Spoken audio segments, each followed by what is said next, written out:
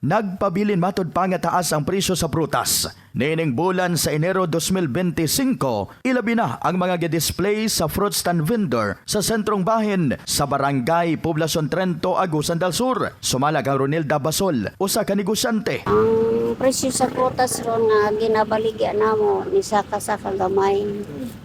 O inagmayra pod ang kuan kay unsay mingaw diri pero nakabaligya lang gyapon ni sa kanunay. Bisan sa taas nga presyo sa prutas, padayon matod pa silang namaligya aron adunay ikasuporta sa pamilya. Ang naagya pong ginansya pero ginagmay na lang lagi nga makapalit mi bugas, inig uli, sudan. Nga na ramon kuan mo. Ginagmay ramon pod ang kuan.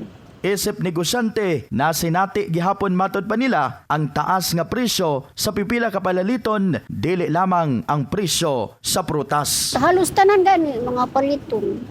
Luyo sa padayong na sinating kalisod sa pipila ka mga negosyante, naningkamot gihapon sila sa pagpamaligya alang og para ngadto na sa ilang pamilya.